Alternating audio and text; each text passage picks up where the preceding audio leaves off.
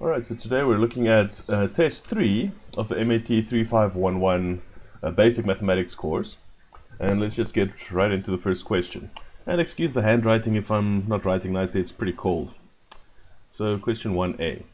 We've got 5x plus 1 over 16 minus 2x minus 6 over 4, which is greater or equal to negative 4. So what we want to do here is we want to get everything over the same denominator. So let's put everything over 16. So on the left hand side, let's do this. The 5x plus 1, this fraction already has a 16 as a denominator, so we can just keep the top as it is, 5x plus 1. Now this next one, this fraction at the moment is over 4. So what do we need to multiply 4 with to get to 16? By 4, right? So we also have to multiply this top part by 4. So let's multiply that by 4. And over here, if we want to put that over 16, the top was negative 4, so we also have to multiply this by 16. Right, because this is the same as over 1, right? So 1 times 16 is 16, so we also have to multiply the top by 16. Now the next part, we can just sort of ignore the 16. That's not really mathematically what we're doing, but it's beyond the scope of this course to know exactly why we can ignore the 16s, but you'll remember that from high school anyway. So now 5x plus 1. Now, let's say minus 4 times 2x is minus 8x, and minus 4 times minus 6 is positive 24. Greater or equal to, and negative 4 times 16 is negative 64. Alright, so now let's get all the x's on one side, all the numbers on the other side. So let's keep the numbers on the left, so 1 plus 24, and then we bring the minus 64 over to become plus 64. Greater or equal to, and now it becomes 8x, so positive 8x on that side, and then minus 5x. And now let's add up everything. So 1 plus 24 is 25, plus 64 is 89. Greater or equal to 8x minus 5x, which is 3x. And then just divide both sides by 3. So 89 over 3 is greater or equal to x. And let's put that on a number line. So we've got our number line, we'll put in a value of 89 over 3, and now we know that it's greater or x is smaller or equal to that, so we color it in and all the way to the left. So x is smaller than, so to the left of 89 over 3. Alright, so that was the first question. In question B, we've got x squared plus 2x plus 2x is less than or equal to 8. So we see this is quadratic because there's a square. So in this case we want everything on one side. So we bring the 8 over to become minus 8. And then there's nothing left on the right. Okay, so now from here what we want to do is we want to find our critical values. So we can do this by factorizing this left hand side, or we can use our quadratic formula. So let's do the factorizing because this one can factorize quite nicely. Less than or equal to 0. So we have x, and then we have the factors of 8 that can give us 2 will be a minus 2 and a plus 4. Right? So now we want to find our critical values. Let's write that out. Critical values. So our critical values is now when you put each of these equal to 0. So to solve them, we get x minus 2 equals 0, which gives us x equals 2 if we take the minus 2 over, or x plus 4 equals 0, which gives us x equals negative 4 if we take the plus 4 over. So those are our critical values. Okay, and now a couple of ways we can do this next part. We can either draw it on a number line and fill in the positive or negative values, or draw a graph. I'm quite partial to drawing a quick parabola here. So our critical values will be our roots of the function. So we have at negative 4, so our x-intercepts, and 2. And the question says, where is this graph less than or equal to 0? So where is it below the x-axis? So it's below the x-axis between negative 4 and 2. So it's between negative 4 and 2. And remember to put our equal to sign in because that is what was in the question. And now we need to draw this on a number line. So let's draw a number line and put in our values. We've got a negative 4, negative 4 and a 2, and it's between those two values and including those two values. So that will be our final answer. Now, instead of drawing the graph, you could have also just drawn something like this. Put in your values of negative 4 and 2, and choose a value in each section. So you could choose something below negative 4, like negative 5. So e.g. negative 5. Now, if we substitute negative 5 into our equation, we get negative 5 squared plus 2 times negative 5 minus 8. And what does that give us? That gives us 25 minus 10 minus 8, which is a positive number, right? Because that's just 25 minus 18, which is 7. So that's bigger than 0. So this is a positive. And then we can choose a number between negative 4 and 2. So let's say 0. So if we put 0 in, we get 0 squared minus 2 times 0 minus 8.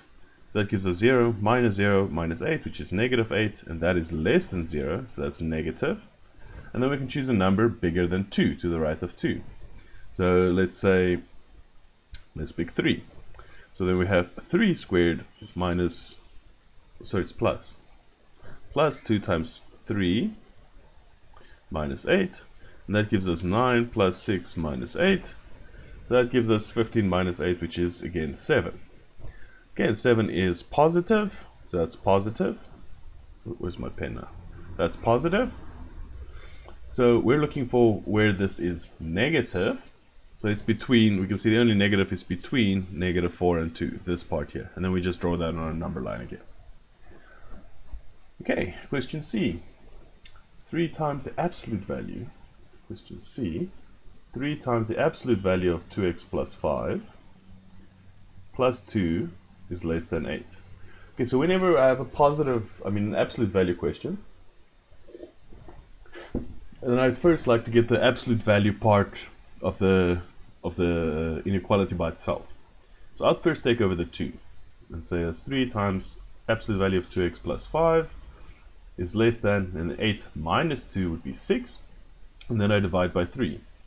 So 2x plus 5, well, the absolute value of 2x plus 5 must be less than 2. Alright, and now, since we have the absolute value part by itself, now we can say this means that either the positive version of this absolute value thing, like 2x plus 5, is less than 2, or the negative version of the absolute value thing, negative 2x minus 5, is less than 2. And then we solve both of them. So here we get 2x is less than 2, and then we take the 5 over, it becomes minus 5, so 2 minus 5 is negative 3, and then divide by 2. So x is less than negative 3 over 2. And on this side, let's keep the numbers on the left. So negative 5, bring the 2 over, it becomes negative 2, and then bring the 2x to the other side, becomes positive 2x. So we've got negative 7 is less than 2x, and divide by 2. So negative 7 over 2 is less than x. Okay, let me move this down a little bit to get a bit more space. Something like that. Okay, so now if we draw a number line and we put in our values, so let's put in the negative 7 over 2, that's the smaller one, and then negative 3 over 2. So for this part here, we've got x is less than negative 3 over 2. And for this part here, x is greater than that. So if we combine them into a single number line, we've got negative 7 over 2 and negative 3 over 2. So the only place where both of these inequalities are true is between these two. Right, that's the only place where these two overlap. It's just between these two values. So this will be our final answer for that one. Okay, question D, the last one in question 1. 8 over x plus 2 less than or equal to 4. So 8 over x plus 2 is less than or equal to 4. Just check I got that right. Yes. Okay, so now let's again get a common denominator. So x plus 2 will be our common denominator. So if we put it over x plus 2, then we still need to multiply the top by x plus 2 as well. And now again, we can ignore the denominators. So we'll just have 8 less than or equal to 4x plus 8 if we multiply the 4 into the bracket. And now let's take the 8 over to the other side. So 8 minus 8 is 0, less than or equal to 4x, and divide by 4, which remains 0. So x is greater than 0, greater or equal to, so we put 0, and then greater or equal to, so we color in the dot, and it's to the right of 0. Alright, so that is question 1, all about inequalities. Question 2, we get to the trigonometry part. So question 1a, if tan theta equals 2 and theta is between 0 and 2 pi, no sorry not 2 pi, pi over 2, find sec theta and cosec theta. Okay, so the best way to do this is draw a little quadrant thing, a Cartesian plane, and now we just check which quadrant do we need to draw a triangle in. So tan theta is positive. 2 is a positive number. So tan is positive in these two quadrants, right? So let's also fill in, this is 0, this is pi over 2, this is pi, this is, what is this, 3 pi over 2, and that is, again, 2 pi once we complete the circle. Okay, so in these two quadrants, tan is positive, and we also know that theta must be between 0 and pi over 2, so it must be in this quadrant here. This is the only place between 0 and pi over 2. So in that quadrant then, we draw our triangle. Okay, now once we have this, then this angle right at the origin, that's going to be our angle theta. And let's fill in what we know. So tan is opposite over adjacent, so it's going to be 2 over 1. 2 over 1. And we can use Pythagoras to find the hypotenuse. So 1 squared plus 2 squared will give us 5, and then the square root of that is our hypotenuse. So now we've got all the values, all the side lengths, so now it's pretty straightforward just to find sec theta and cosec theta. So sec theta is the same as, well, we know the sec is the same as 1 over cos, so we don't need to write this, just to show 1 over cos theta, but we know cos theta is adjacent over hypotenuse, so it's adjacent, which is 1 over hypotenuse, which is square root 5, and then if we 1 over 1 divided by this, it just simplifies to square root 5. Let me just redraw that, square root 5. Okay, but you could also just go straight from sec theta is the same as hypotenuse over adjacent, which gives us square root 5 over 1, and that'll be our answer. Now cosec theta will be the opposite of sine theta. The sine would be opposite over hypotenuse, so cosec is just hypotenuse over opposite. So that will then be what cosec theta is. Okay, great. So basically once you've drawn your triangle, then you're good to go. Then you can just read off the values. Question B. So evaluate sine of 5 pi over 3 without a calculator. Okay, so we can do this in a couple of ways. I think the two most basic ways is just to keep everything in radians and compute it from there. And the other way would be to first convert it to degrees if you're much more comfortable with degrees, and then convert the answer back to radians. So let's start with just sticking to radians. So sine 5 pi over 3. So we first want to convert this to an acute angle if we can. Now 5 pi over 3 is in the fourth quadrant. So the fourth quadrant is the same as 2 pi minus something. Right? So this quadrant, let me do this here. So this quadrant is the same as 2 pi minus. This quadrant is pi plus, this quadrant is pi minus, and this quadrant is just your normal values here. That's just normal. Okay, so since 5 pi over 3 is in this quadrant, we're going to say that quadrant is 2 pi minus something. So 2 pi minus what gives you 5 pi over 3? It's going to be 2 pi minus pi over 3. So 2 pi minus pi over 3 is 5 pi over 3. So that's why we do this. And now, since it's in this quadrant sign is negative in this quadrant. So that's going to be equal to negative sine of pi over 3. And we know pi over 3, or sine of pi over 3, is root 3 over 2 from our special triangles. So our special triangles, let's draw them over here. We'll just sketch them. Okay, so one of them has 1, 2, and square root 3. The other one has 1, 1, and square root 2. Okay, so this one here is pi over 4, the two angles. This one here is pi over 3 and pi over 6. So those are two special triangles. And if you wanted to work in degrees, this angle would be 45, 45. And this angle would be 60 and 30. Okay, and that is then our answer.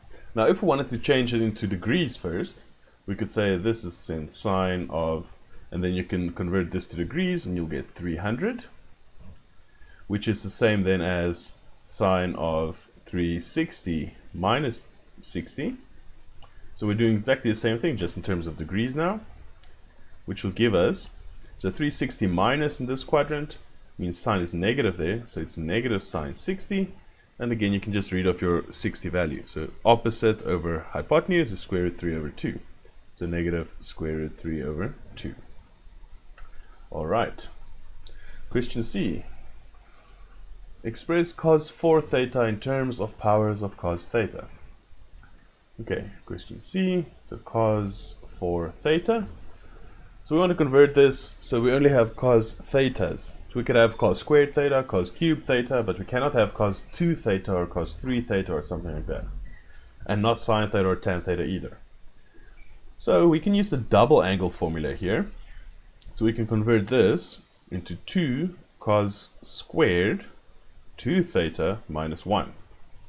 Okay, so that you just have to know from your double angle formulas. If you've got cos of 2 times some angle, you can say that becomes 2 times cos squared of half that angle minus 1. So that's exactly what we did. Multiply by the 2 in front, squared, cos squared, and then half of this angle. So half of 4 theta is 2 theta, and then minus 1 at the end. So now the problem is we still got a cos 2 theta.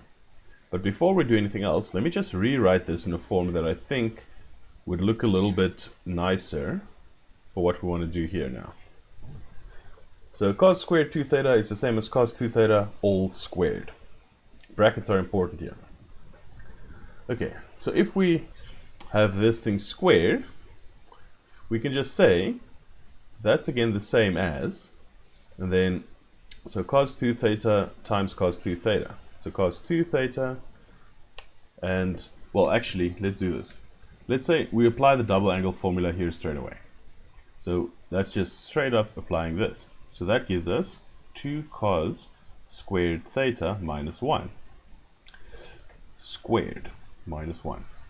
Okay, and now once we've done that, let's just multiply this bracket by itself. Let me just write that out so we can see exactly what we're doing here. So multiplying the bracket by itself, and then minus 1 at the end, and now we can just multiply it. So let me just keep the 2 in the front first, and then let's multiply these things, FOIL it out. So 2 cos squared theta times 2 cos squared theta is 4 cos to the power 4 theta. And now I multiplied with the minus 1, so minus 2 cos squared theta, and then minus another 2 cos squared theta, and then minus 1 times minus 1 is plus 1, and then minus 1 at the end. So now let's collect our like terms inside. So 4 cos to the power 4 theta, then minus 2 minus another 2 of these, so it's minus 4 cos squared theta, plus 1, minus 1. Multiply the 2 in, so we get 8 cos to the power 4 theta, minus 8 cos squared theta, and then plus 2 minus 1, so plus 2 minus 1 is just plus 1. And that's our answer. Okay, now instead of the double angle formula, we could have also used the compound angle formula. So let's see what would have happened then. So then we would have said, let's change cos 4 theta well, let me do this over here. So cos 4 theta, we would change into cos of 2 theta plus 2 theta. Oops. And that's going to give us, now we need to use our compound angle formula. So let's write that down here. So cos of A plus B is equal to cos A cos B minus sin A sin B. Okay, so we're going to do that. So it's cos 2 theta cos theta minus sin 2 theta sin theta. And now, with the cos 2 theta, let's now apply the double angle formula over here. So you could also again split this up into cos theta plus theta, but it's going to be a very long thing. But you're welcome to do that. Actually, do that and let me know if you manage to succeed and get to the same answer. I'm just going to say let's change this into double angle. So 2 cos squared theta minus 1. And I'm going to do the same with this one. Also change that into 2 cos squared theta minus 1. And now, sin 2 theta, we can just write as 2 sin theta, A in this case cos A, right? That's a double angle formula for sin. So it's going to be minus 2 sin theta cos theta. And then we've got another cos theta at the end.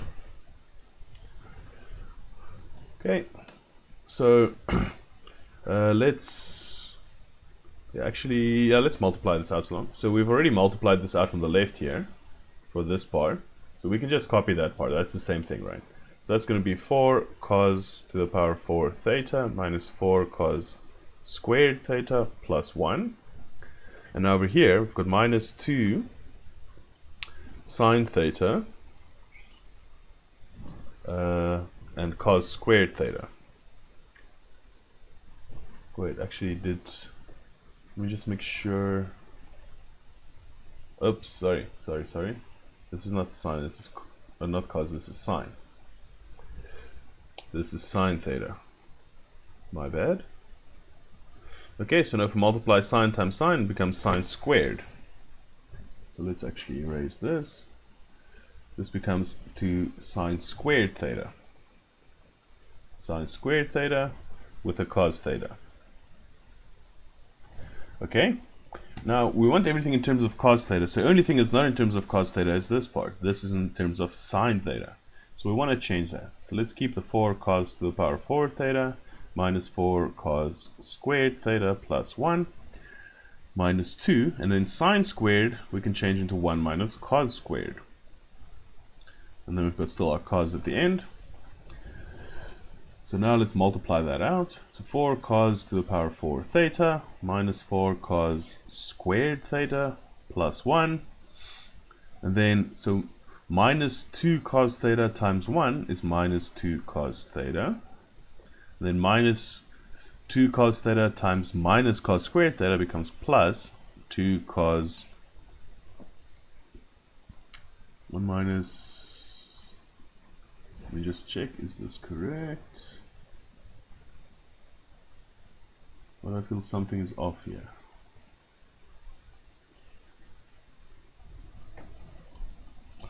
Yeah. Okay, I'll just make a note that this is a bit of a problem. I made a mistake right at the beginning already. So let me just adjust that. Okay. Let's restart this one. I'll make a note in the description below. I'll just show that this is where I made a mistake. Okay, so we've got cos 2 theta minus sine 2 theta sine 2 theta. Okay, so this gives us 2 cos squared theta minus 1, 2 cos squared theta minus 1 minus, and our sine 2 theta becomes 2 sine theta cos theta, and then this also becomes 2 sine theta cos theta. Okay, and now just skip over here. So this part, like we said, we've already multiplied out over here, so that becomes 4 cos squared to the power 4 theta minus 4 cos squared theta plus 1. And over here we've got minus 2 times minus 2 times 2 is minus 4. And then sine times sine is sine squared. And cos times cos is cos squared. Okay, so all we need to do now is convert the sine squared into a cos. So we've got 4 cos to the power 4 theta minus 4 cos squared theta plus 1 minus 4 cos squared theta. I just wrote this next. And then sine squared is the same as 1 minus cos squared. Okay, then just a couple more steps. Cos to the power 4 theta minus 4 cos squared theta plus 1. Okay, now we multiply this in. So 4 cos squared theta times 1 is just 4 cos squared theta. And then minus 4 cos squared theta times negative cos squared theta is positive 4 cos to the power 4 theta. Okay, collect our like terms. So we've got to the power 4 theta to the power 4 theta, which gives us 8 cos to the power 4 theta. And then minus 4 cos squared minus 4 cos squared is minus 8 cos squared theta, and then plus 1.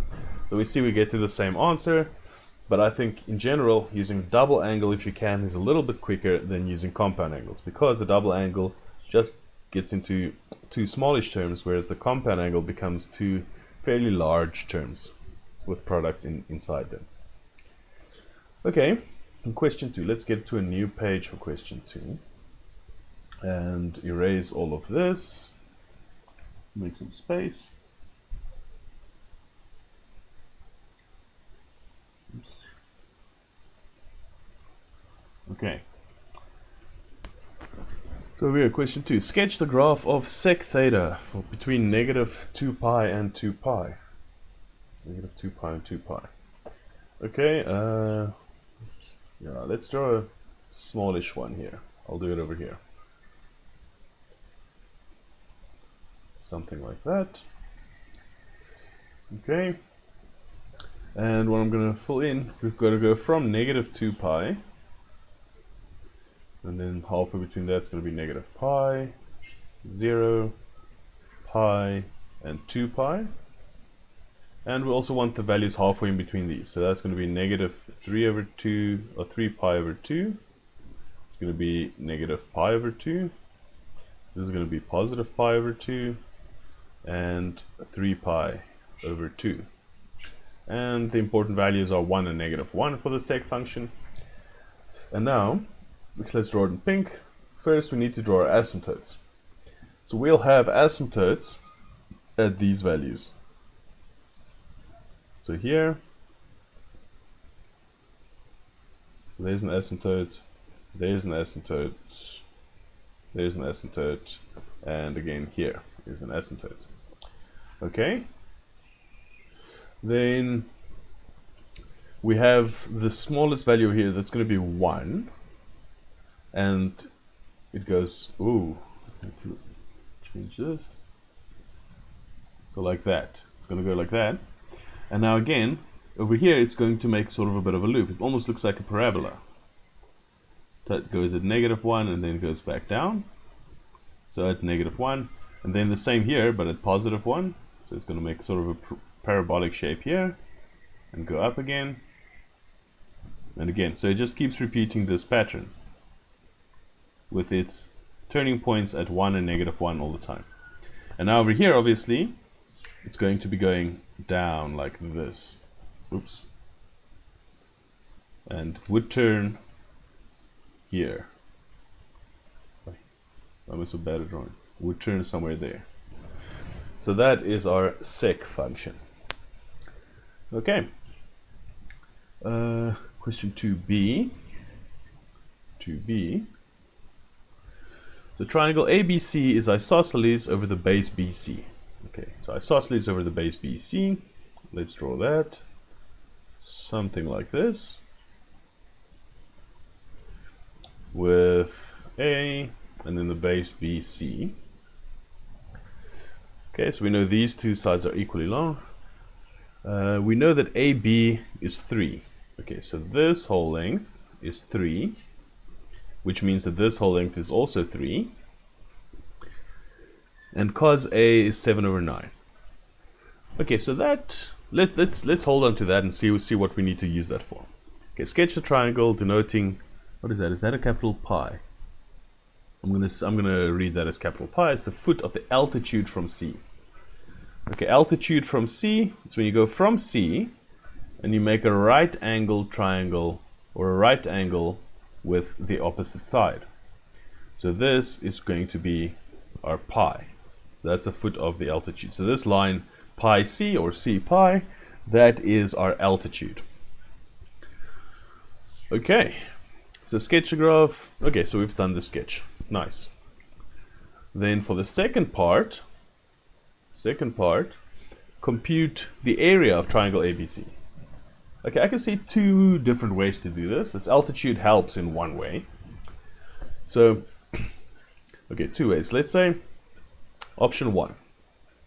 Option 1 is just to use the area rule for a non-right angle triangle, where we have area equals half times A times B times sine of the angle in between. So in our case, let's just adjust that to be half times B times C times sine of the angle in between them, sine A. Because we know something about the angle A, we know that cos A is 7 over 9. Okay, so then we can just find our area. This would be the quickest way to do it. Half, and then the two sides are 3 and 3. So 3 and 3. And then sine of angle A. Now how do we find angle A? We do the arc cos of, or shift cos in calculator language, of that. Right? To find angle A, we would go, because cos A is, let's just write this, because cos A equals 7 over 9, then A equals shift cos of 7 over 9. So this is angle A. So we've got sine of angle A. And let's see what this gives us. So this, I'm just going to type this in on Wolfram Alpha. So half 3 sine of arc cos of 7 over 9.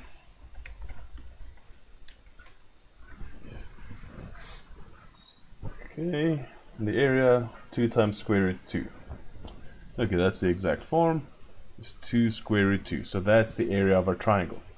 Now, for option B, or the second option, let's actually do that in green again. So let's say option 2 to compute the area. For this, we can say we know the area of a right angle triangle is half times base times the perpendicular height. So, if we know cos A is 7 over 9, so cos A equals 7 over 9. So that's adjacent over hypotenuse. So that means this part here. So, which is A pi over AC, right? Adjacent over so adjacent A pi over hypotenuse AC. This is angle A, right? Adjacent and hypotenuse. But we know what AC is. So we can simplify this to say 7 over 9 equals A pi over AC, which is 3. So let's multiply by 3. So we get 21 over 9 equals A pi. And then we can simplify that, divide both by 3. So we get 7 over 3 is the length of A pi. So now we know this is 7 over 3, this length. So if we know that, and we know this length, we can find pi c by Pythagoras, by the Pythagorean theorem. So we can say pi c squared plus 7 over 3 squared is equal to AC squared, which is 3 squared. So that gives us pi c squared equals 9 minus 49 over 9.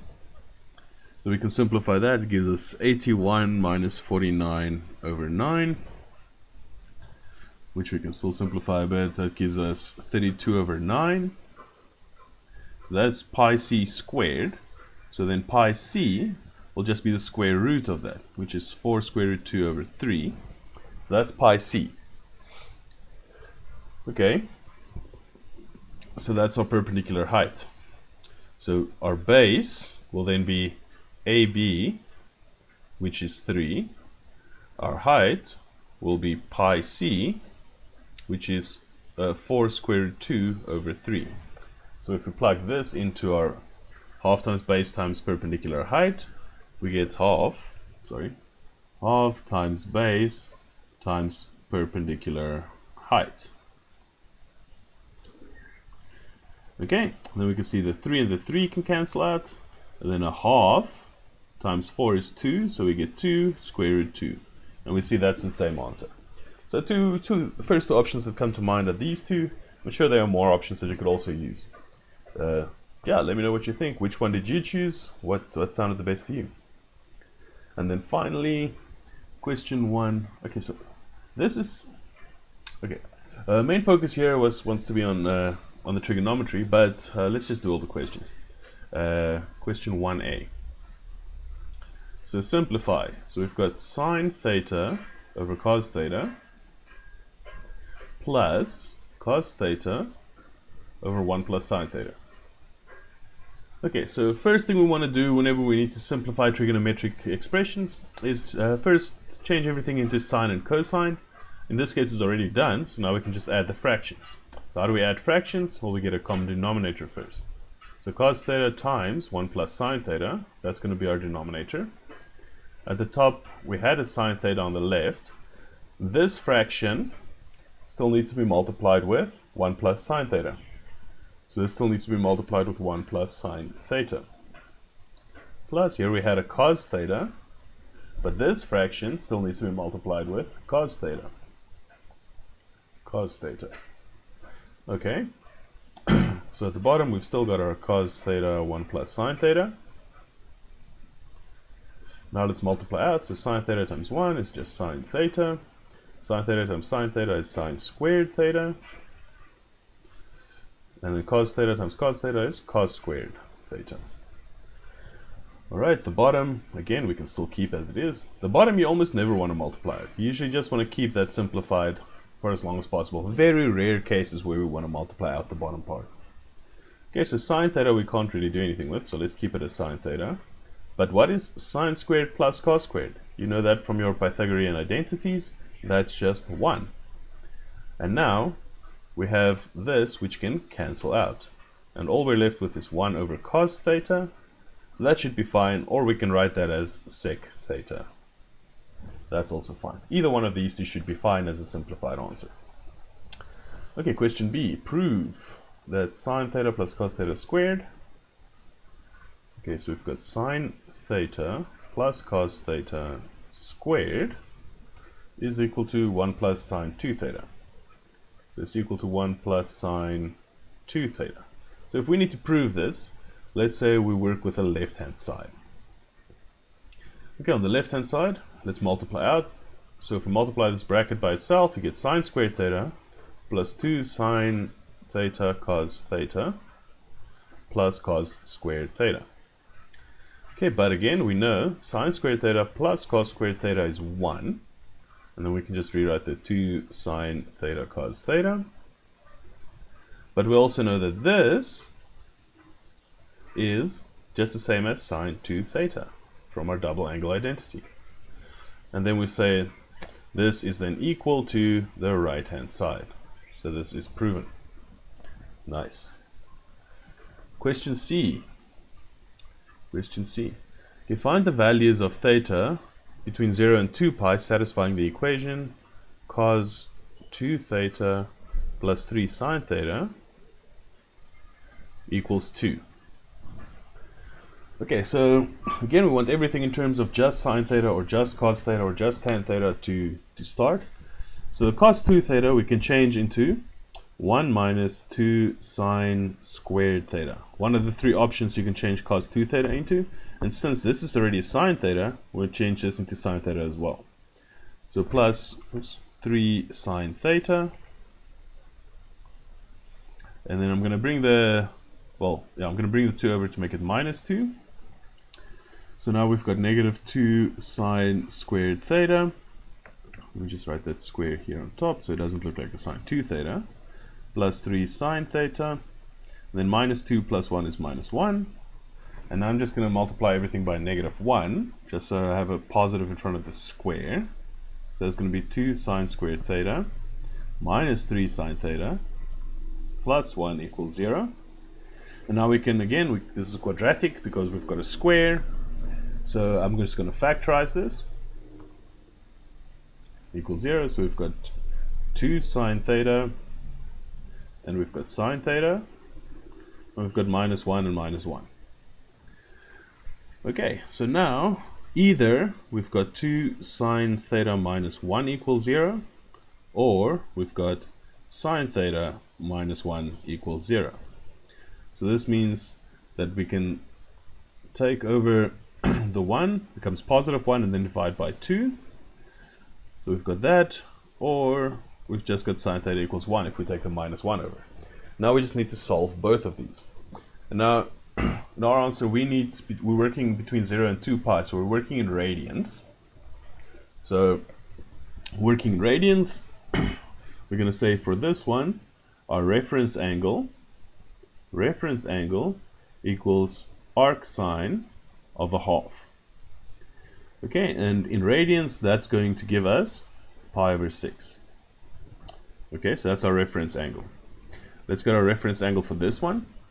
So our reference angle here is arc sine of 1, and in radians that's going to give us pi.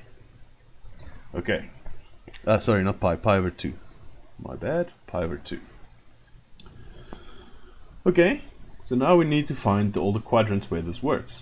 And a good clue, if we're just working between 0 and 2 pi, that's just one revolution of a circle. So we're only going to have a couple of answers. We're just going to have the first answers that come out here. So for the first quadrant, we've got then our angle. So this is our angle. If this angle doesn't have like a 2 theta or a 3 theta or something, and it's just between 0 and 2 pi, we just have our two quadrants as answers, and that's going to be it. So theta is equal to, okay, in the first quadrant, because sine is positive, so the first quadrant, so that's going to be pi over 6. And then the general solution would be plus k times 2 pi, where k is an element of the integers. And we want to use this to solve for any value of theta. But in this case, like I said, this won't really matter if you don't put this in. So that's for quadrant 1. Let's do that. And then for quadrant 2, where theta is also, where sine is also positive, we get theta equals second quadrant. Remember what we said over here. Where was that? The second quadrant here is pi minus. So that's exactly what we'll do over here. That's going to be pi minus pi over 6. Plus k times 2 pi, where k is an integer. Again, this is not too important here. And then let's just simplify this a little bit. So pi minus pi over 6 is 5 pi over 6. And then plus k times 2 pi, where k is an integer. Okay, and then for this one, let's find a general. So this is the general solution, right? This and this. That's the general solution for this part here. And let's also find the general solution over here. So again, sine was positive, so we're working in the first quadrant and the second quadrant. So the first quadrant, we've got our angle equals, where is it? Pi over 2 plus k times 2 pi, where k is an integer. Or in the second quadrant, and this won't make a difference at all, as we'll see. In the second quadrant, theta equals pi minus pi over 2, which is just pi over 2.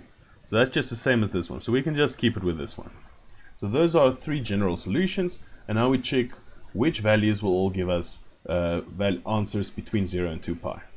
So let's start with quadrant 1 from here. So pi over 6, that is between 0 and 2 pi, so that's fine. If we add 2 pi to this, it's going to be too big. If we subtract 2 pi from pi over 6, it's going to be too small. So we're done with that one. I actually wanted to make a little check mark. Done. Then the second one, let's use this one now. So here, 5 pi over 6. 5 pi over 6, that is between 0 and 2 pi. If we add 2 pi to that, it's going to be too big. If we subtract 2 pi from this, it's going to be too small. So we're done with that one. And then this one, pi over 2. Pi over 2, again, is between 0 and 2 pi, so that's fine. Again, if we add 2 pi, it's too big. Subtract 2 pi, it's too small. So these are our only answers between 0 and 2 pi, which will satisfy this solution, or this equation. Okay, I think I'm going to stop this video there. Yeah, sequences, I'll cover in another topic there. Alright, I'll leave this here.